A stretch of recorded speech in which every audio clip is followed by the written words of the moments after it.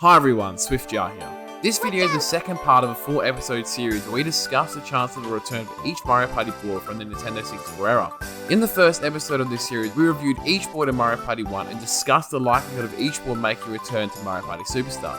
If you would like to hear more about the concept of this series or see Mario Party 1's boards discussed in greater detail, please click the link on screen or check the description below. Today we'll be reviewing Mario Party 2's boards, and like the first episode, we'll be discussing how likely each board is to return to Mario Party Superstars.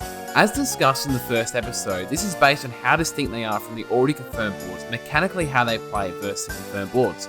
I'll also go into further detail on how each board could potentially be improved if they were to make a return to Mario Party Superstars. At the end of the video, I will discuss how likely each board is to return, and this will be based on 4 categories, being very likely, likely, neutral, and unlikely.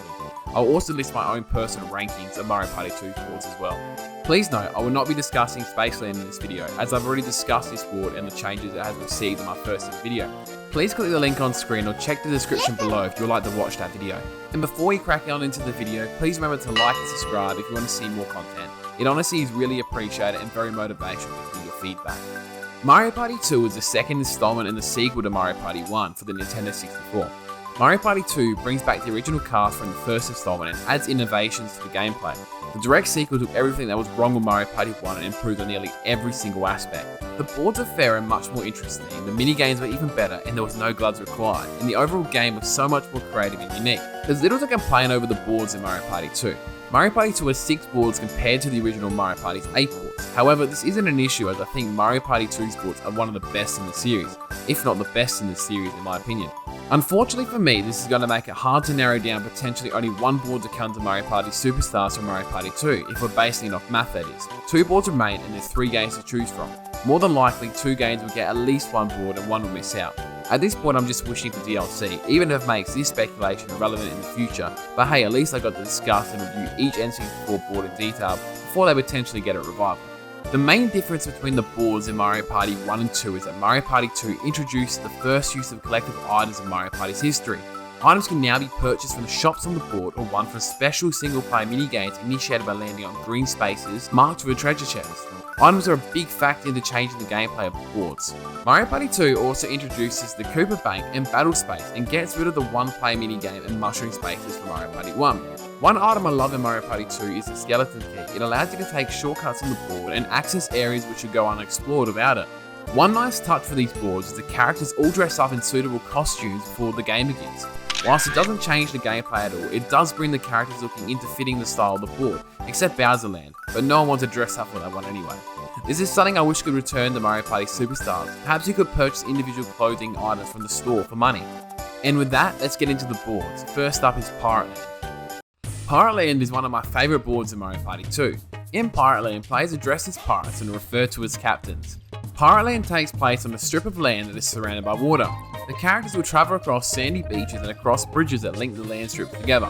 The island contains statues of Mario characters and plundered treasures that can be found across the beaches.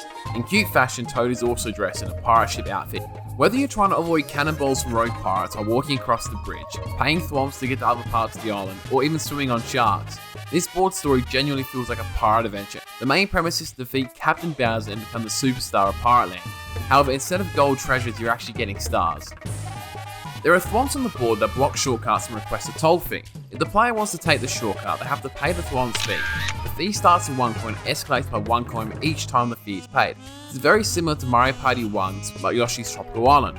If a player lands on a blue space that's located on a dock, Sushi the shark will come and take them to another dock. Anyone who also lands on one of the happening spaces makes the pirate fire cannonballs at the players, blasting everyone standing on the corresponding bridges back to the start. Despite this sounding really frustrating, I always love this element of Pirate Land. This board makes you think outside of the box, especially planning ahead to get past that cursed bridge. They also include an item shop just for the bridges, so if you want to be smart about it, purchase a mushroom to get an increased dice roll to get past it, or use a skeleton key before the bridge, you also have that option. It's very similar to Bowser and Toad's happening spaces in Mario Party 1's Rainbow Castle. It can be annoying but not unplayable. One part of Pirate Land I absolutely love is its duel minigame, Saber Swipes. It's essentially a sword fight fitting for a pirate. If Pirate Land were to return to Mario Party Superstars, there would be only one change it would make to the board. If you interact with any of the sharks, they take 5 coins away from you and force you to ride to the next island. If you have the 5 coins, you're going whether you like it or not. Perhaps if this board gets remastered, I think they should give people the option if they want to go to another island, and potentially charge more coins. So how likely is Pirate Land to become the Mario Party Superstars? Pirate Land is a perfect opening board to Mario Party and has a cool theme to it. It's a great board to play and loved by the community. It is also a great starting board if you haven't played Mario Party before. Aesthetically, there is no confirmed board which is of this particular theme. Due to this, I believe Pirate Land is very likely to return. Overall, Pirate Land is a solid board and is one of the best Mario Party 2 has to offer. I absolutely love this board and would love to see it return into Mario Party Superstars. Now onto a more drier location in Western Land. Western Land is a western town in Mario Party 2. Players here are dressed as cowboys and have deputy in their names. I mean, even Toad's wearing a cowboy hat and plays the guitar. What isn't to love about this board? The objective here is to defeat Bowser the Brash, the scourge of the town. I don't know why, I have huge Back to the Future 3 vibes from this board and I'm all for it. I love the story for this board as a huge fan of the Wild West. The entire board is surrounded by a giant set of train tracks that goes around the outer layer of the board. This serves as the main attraction of Western Land. The train's name is Steamer and stops at one of the 3 train stations. If a character visits one of the 3 train stations on the board, they will be offered to ride Steamer for a fee. Any characters remaining on the track while Steamer is running will be sent back to the start. It can be quite strategic. There are numerous happening spaces scattered all around the board. If a character steps on one of the happening spaces, Steamer will proceed one train station forward, sending any character in his path back to the start. The board is also home to a Wiggler that owns a milk shop. Wiggler asks players that come by if they want to start a party for 20 coins. If the player accepts, the fee is paid and all of a sudden other players come to the milk shop area to get drunk on milk. Yep, you heard that correct. Anyway, moving on, one of my favourite parts of this board is its dual minigame, Quick Draw Corks. Essentially, it's a good old fashioned Western shootout. When the Goomba says go, you fire. Western Land is one of those boards that you want to play that isn't too complicated or chaotic and still can have a competitive game in. Western Land is one of the bigger boards in Mario Party 2, but it's not too big where it takes too long to get to the other side of the board. Western Land has a lot of different paths and directions you can take. If you don't want to deal with the train, you can simply take the inside routes for a more safer approach. On the whole, Western Land is a great example of a board which is not only a lot of fun to play on, but easily adaptable for any type of playstyle or situation. Due to this, I actually wouldn't change anything about this board if it were to be remastered to Mario Party Superstars. So what are Western Land's chances to return to Mario Party Superstars? This is the board everyone loves. It's simple yet unique and original. The soundtrack is amazing on this board and makes you feel as if you're part of a Western party. Due to this, I believe it's very likely for Western Land to return to Mario Party Superstars. Aesthetically, we also haven't seen a confirmed desert board yet. Even though it is a large board like Spaceland, it plays different where the edges are dangerous and the centre is the more safe route, which is why I think Western Land is very likely to come to Mario Party Superstars. Which leads us to the next board in Mystery Land. Mystery Land is a board set in some ancient ruins in Mario Party 2. Within Mystery Land, players are dressed as archaeologists. Mystery Land is similar to the layout of Wario's Battle Canyon. It was like the developers actually thought Wario's Battle Canyon was a fan favourite board. The objective of the board is to defeat the Bowser Sphinx, a legendary monster who possesses riddles to all travellers it meets. Going into the board itself, Mystery Land is divided into 4 separate parts, each part containing different areas and events and characters. There is also a small section in the middle of the board that characters can teleport to that contains a broken King Bolam statue and several red spaces. The character can move to the other section of the board using the happening spaces that appear throughout each section of the board. These happening spaces teleport players to other parts of the island. Players can also pay a 10 coin fee to have the Bob-omb UFO transport them to another section of the board. The final method of reaching another section of the board is with the help of a skeleton, which is a concept I'm a really big fan of. Another interesting concept which is limited to this board is Shy Guy's Cursed House, which is located on 2 different sections of the board. When a character approaches the house, they'll have the option of setting a curse on themselves or another character.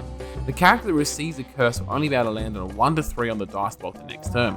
If Mystery Land were to return to Mario Party Superstars, there would be a significant change I would make. A lot of people criticise this board for the possibility of being stuck on a particular island for a long period of time. This is particularly noticeable on the 5th island, which requires you to get lucky with dice rolls to land on a happening space to be able to leave.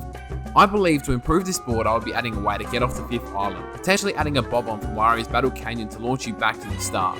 So how likely is Mystery Land to return to Mario Party Superstars? A lot of comments I've read, people actually dislike this board, much like Wario's Battle Canyon. I personally don't mind this board. I don't love it, but I don't hate it. Gameplay wise, this plays different to all the already confirmed boards as it's an island hopping board. However, unlike Wario's Battle Canyon, the forest theme in this board matches Woody Woods, which is already confirmed. Due to this, I'm placing this board in the unlikely category. Next up is Horrorland. Horrorland is a board I have a lot of fun on no matter what and whenever I play it. Horrorland is a haunted forest where witches' cottages line the paths and ghosts gather after nightfall. The gimmick of the board is that it alternates between night and day every 2 turns. The idea was so great that the day and night system would become the foundation on which Mario Party 6 was built. In Horrorland, some events only happen during the day and the others only happen during the night, which creates an element of strategy. An example of this is the Womps. Womps are present during the day and are blocking certain paths, and if players want to pass, they'll have to pay them 5 coins, much like in DK's Jungle Adventure from Mario Party 1. However, at night time, the Womps are under a spell which makes them unable to move, which means players that want to go past them during the night will have to take an alternative route. Thankfully, there are other ways of changing the day and night cycle rather than just waiting the 2 turns. Landing on a happening space also changes the day or night cycle. Players can also go to the top left of the map during the day and pay 10 coins to Kamek for him to turn on the darkness lamp. However, if players come to this space during the night, it has been turned into a dance floor and are greeted by Booze and Mr. I to dance with them for an increased value of 20 coins. This will turn the night to the day. It's a nice feature. There's also a unique character on this board being Mr. I. Players can pay Mr. I 10 coins during the day or 5 coins at night to walk to the other Mr. I space on the other side of the board along with everyone else on the path. What makes this board even more spooky is the fact there's 5 Boo spaces available in this board. Some spaces are only during the day, while others are only available during the night.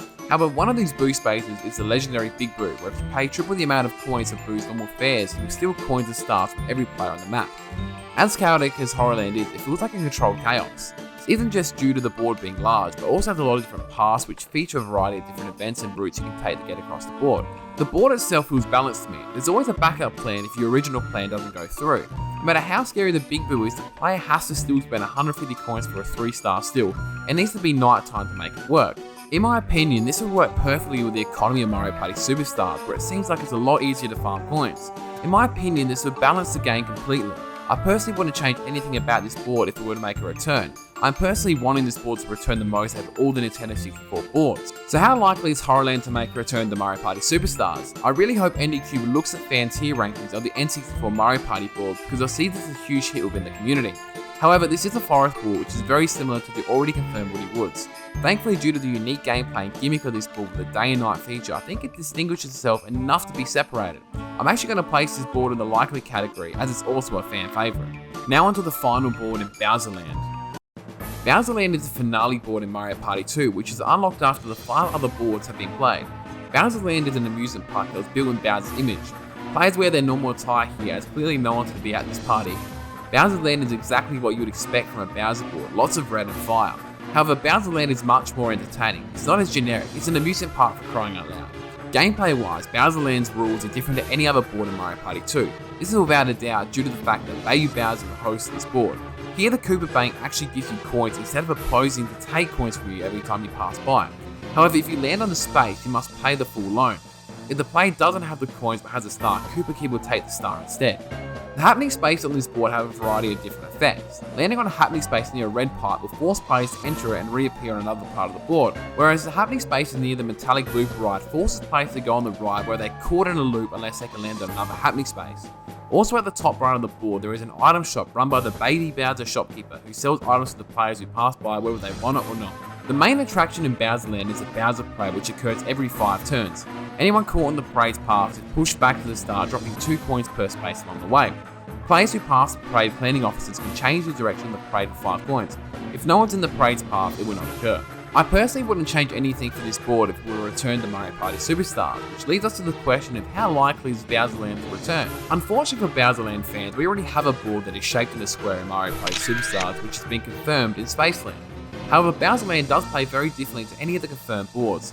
Especially with the Bowser Parade, it's a really cool gimmick I'd love to see make a comeback. I am placing this board in the neutral category, however this would be higher up on my list if NDCube were to include a board that acts as a finale board. Now that we have individually discussed each board for Mario Party 2 and based their likelihood on returning to Mario Party Superstar, we will now be summarising our discussion by showing a tier list ranking on each board's likelihood to return. As we've already discussed the reasonings behind the rankings, we will just be summarising the overall rankings here. To recap the scoring system, it's based on very likely, likely, neutral, and unlikely categories. After this, I'll then be ranking the boards in terms of my own personal favourites, which will essentially be what I'd personally like to see return to Mario Party Superstars. Alrighty then, let the tier list begin. Starting with the confirmed category, we of course have Spaceland, and the revamp looks fantastic. Now moving on to the unlikely category. The most unlikely board in Mario Party Superstars from Mario Party 2, I believe, is Mysteryland. Now moving on to the neutral category. Only board we have here is Bowserland. This board would definitely be higher up on the list if there's going to be a final board acting as a finale board in Mario Party Superstars. Now moving on to the likely category. Here we only have one board, which is the fan favourite board in Horrorland. Now moving on to the very likely category. First we have Westernland. The other board in the very likely category is Pirate Land from Mario Party 2. It's just a simple board which is easy for anyone to pick up and play. Despite there being only 2 boards in the very likely category, I genuinely believe any board from Mario Party 2 is possible to return. Now it's time to rank these boards in terms of my own personal favourites. I genuinely had to think really hard about the rankings here. Every board in Mario Party 2 is fantastic. Going from least favourite to favourite Mario Party 2 boards, we have Mystery Land, Bowser Land, Space Land, Pirate Land, Western Land, and my favourite board being Horrorland. Alright, that summarises my Mario Party 2's board order and forecast Mario Party Superstars. If you enjoyed the video, please leave a like and subscribe for more content. Next video will be reviewing Mario Party 3's boards and their likelihood to return to Mario Party Superstars. Please let me know in the comments which Mario Party 2 board you think has the highest shot to return to Mario Party Superstars, and what are your favourite boards from Mario Party 2. I honestly would love to hear from you all. Again, thanks for watching. I'm super grateful for all your time, and all your feedback would be appreciated.